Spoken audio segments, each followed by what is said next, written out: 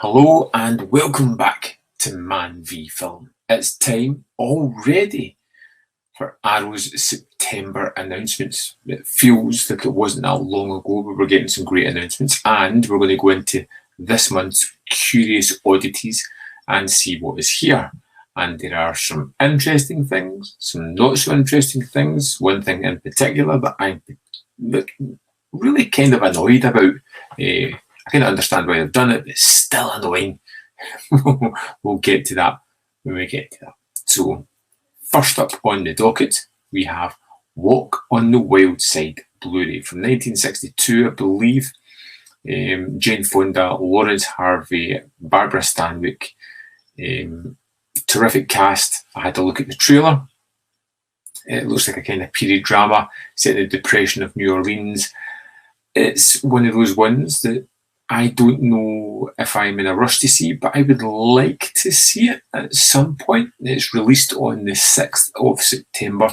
There's the alternate artwork, some of the details. So it's region coded to B, 114 minutes. Not a great deal of extras on this, but it's more about the movie, which, looking at the trailer, looks interesting enough. Probably one of those ones that I would pick up in a sale at a reduced price, or if even better, watch it on the Arrow player, which is becoming my go-to testing ground for Blu-rays. Next up is a real cash grab, annoyance type of set. We've got 4 films by Olivia Assayas. Now we've got what is it? Disorder, and Winter's Child.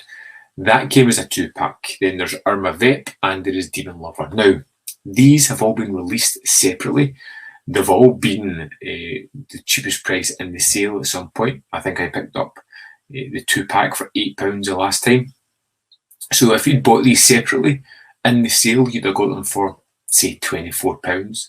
If it was previous sales in the last couple, maybe you even got it for $7.50 a disc. Now they've taken those discs, wrapped them in some shiny cardboard, and the price is now £45. Nope, this is similar to the Sergio Martino set, where it's just annoyance more than anything. I'm not falling for your tricks, Arrow. It's a strong pass from me. The Snake Girl and the Silver-Haired Witch. Let's just go jump back to this one is out the 6th of September as well. £45 seems a bit ridiculous. The Snake Girl and the Silver-Haired Witch, which I really like the artwork on this. This looks like a kind of 60s black and white weird kind of movie now. It was from the director of the Gamera series, monochrome adaptation of horror manga pioneer Kazuo Umezu. It looks crazy. I've seen some clips on YouTube, and apparently this was made for kids, but apparently it's pretty scary. I'm really interested in this. Again, if it's on the Arrow player, I will watch it. If I can pick it up in a sale, I will. I'm not jumping in at that price. It's released on the 20th of September. And it's one that I'm really curious about. I know there's a couple of people that are really knowledgeable about Asian stuff. If you know anything about this, let me know, because I am really quite curious about this one. Next up, we've got probably the most exciting set for me for this month back in. Price points putting me off. Cold War Creatures, 4 films by Sam Katzman. Now, this has a Creature with the Atom Brain, The Werewolf, Zombies of Moratau, and The Giant Claw. Sold. I love all of these movies, but that price point puts me off quite a bit. It's something that seems to be creeping up, and I think it's overpriced for me personally. It's something and love. Great. It's unknown entity to me, but I love these kind of movies. It's 4 discs, which is great. It's nice to see them actually using 4 discs for this rather than like Years of Lead, where it was 3 discs and 5 movies. It's nice to see them go for that. It's got the production year is 1955. I'm sure it must be different years, I would hope.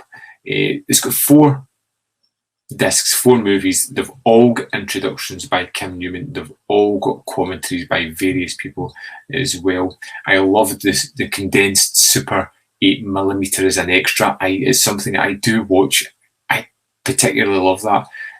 That's available on 3 of the 4 titles. I think, yeah, it's missing from the Zombies of Moratal.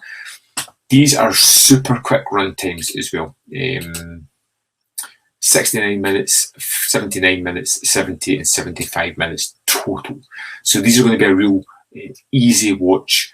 And again, this is normally a set. If it was priced around £45, I'd have jumped on it. Now, I'll probably just watch the films on Arrow Player. But I am kind of curious. I don't really know much about them, but they fit into the kind of 50s, a kind of atomic, almost creature features. I'm super excited about this one. I'm really curious about Death Screams. Now, this comes in a couple of editions. So we've got the Arrow Store exclusive slipcover here, which is nice. It's a kind of throwback to their window box style that they used to have. I kind of appreciate that. It's very interesting. But I really like this edition, which has the kind of cut-out mouth that shows the image. I think it just looks better, in my opinion. This is a 1982 slasher movie that I have never heard of, and it's released on the 13th of September. Looks great, sounds pretty decent. 89 minutes, 1982. It has a new 2K restoration from the 35mm print. It has some nice extras as well. It's got House of Death alternate VHS opening titles. It's got 2 versions of the screenplay in the BD-ROM. That's an extra that I would actually use, and I kind of want this in my collection. Death Screams is the one that jumps out at me, but if I have a choice between this cover and this cover, I want this one. This is the one for me. So, on to what can be regarded as the big announcement. Children of the Corn Trilogy, UHD and Blu-ray. Wow. Doesn't that sound amazing? Not only have they got Children of the Corn 1, they've got 2 and 3 in this box set, and regardless of the fact that there's 9 movies and 2 remakes, they've called it the trilogy.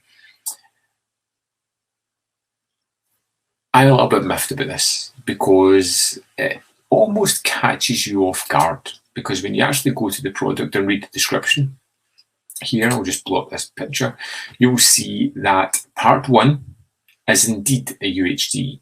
2 and 3 are Blu-rays. Now, it is there in the title, but you could be forgiven for thinking that it comes with both of these UHDs and Blu-rays as well. It doesn't. Now, I kind of understand it because Arrow seem to be looking at titles where they can get the US market as well. So they're releasing the standalone Children of the Corn there on UHD. For us, we're getting that mixed in with 2 Blu-rays. Now, I don't know if I want to mix my formats. All my 4Ks are separate. If I buy this box set, I am locked in. I don't like the idea of that. And I already have the trilogy from 88 films. But I am curious about a couple of the extras that come with this. So we've got a brand new 4K restoration for the 4K UHD. We've got 2 versions of Children of the Corn 2, the international cut and the US theatrical cut. And we have Children of the Corn 3 in 2 versions as well, which I really like. Plus, as an added bonus, we have Mate Vrdovich and David Wayne doing the commentaries on parts 2 and 3. I kind of like these guys. The website showing awe. I think they are really kind of fun. I've thrown a couple of their commentaries and I end up giving them more attention than I do certain other commentaries as well. And that kind of gives me an impetus to possibly think about this one, but I think ultimately the price point of £55 is too much. I might wait for standard editions of this and pick them up cheaper down the road. I would have bought this if parts 2 and 3 were UHD and they were really spending time on movies that don't deserve to have that kind of treatment. There's something about exploitation in horror cinema given the 4K UHD treatment that just tickles my funny bone and makes me want to get it. If it was a full UHD set, I would have bought this. Last is a US and Canada release only, Legend 4K. And there's a kind of set. I would have bought this as well. $32 is a decent price. It's not over the top. You look at the limited edition contents, it's got most of the kind of things you would expect. Perfect bound book. Doesn't say how many pages, but it's Nicholas Clement and Kat Ellinger. Production notes, large double-sided poster, full colour portraits of the cast, double-sided lobby cards, reversible sleeve, and then the good stuff is from a 2K restoration of the US theatrical cut from original materials, including a 4K scan of the original negative. A new 2K restoration of the US theatrical cut, original materials, including a 4K scan of the original negative. I don't get that. Maybe I'm just being dumb. It's a little bit later. A 2002 reconstructed isolated score by Tangerine Dream, which could be fun. And some other extras. Disc 2 is the director's cut.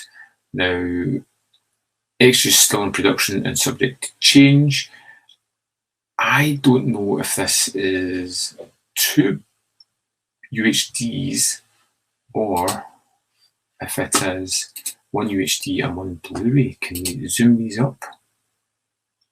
Blu-ray. Okay, so one, yeah, that's. I'm looking to see if it's UHD and I can't actually see. They both say Blu-ray on it.